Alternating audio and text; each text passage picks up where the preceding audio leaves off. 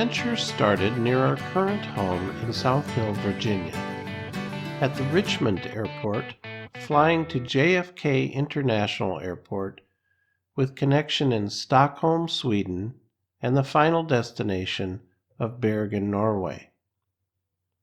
Here, Betty and I met up with Betty's brother Tony Peterson from Laramie, Wyoming, and their father's sister, Greta Bay, with her husband Henrik Becker Christensen from Denmark.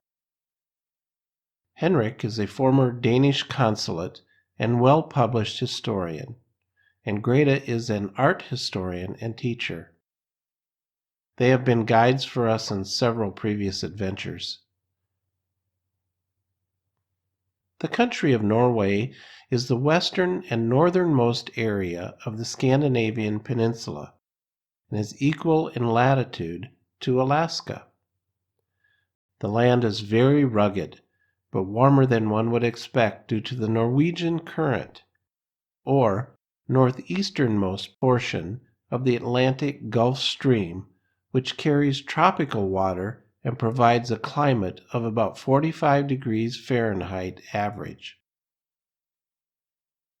Norway's geography is predominantly mountainous and coastal, with innumerable fjords, islands, and glaciers, except to the southwest, where our ancestors come from, which is a vast plain and farmland similar to that of the upper Midwest of the United States.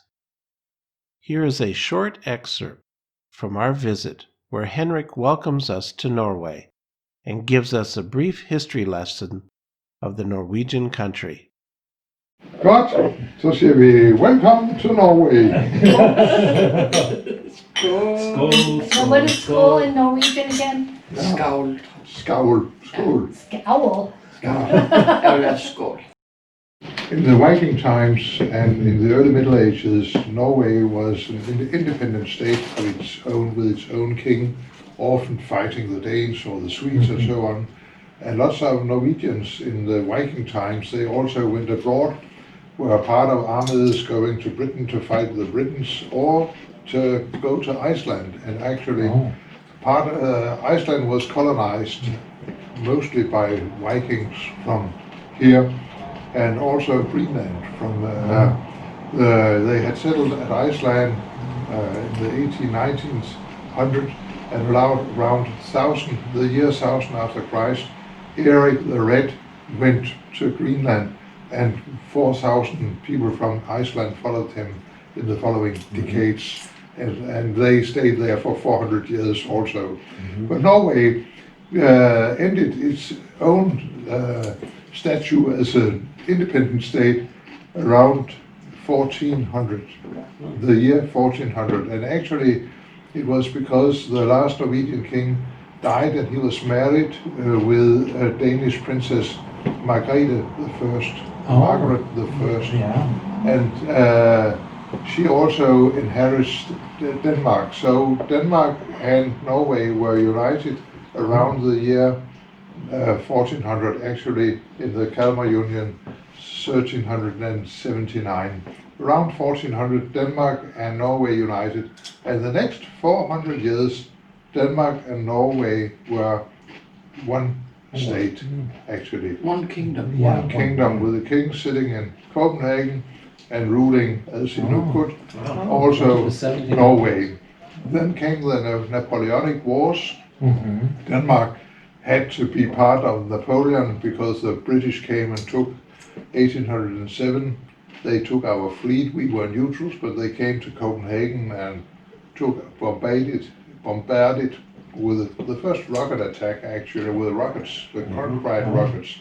And Copenhagen surrendered, and we had to give the British people, the British army, the Danish fleet, and then we were thrown in the arms as allied of Napoleon. And Napoleon lost the big European wars. So 1814, we had to give way that Norway came to Sweden. Actually, they wanted to be dependent themselves and made up a constitution for that purpose, 1814. the Eider constitution of the place where they wrote it down.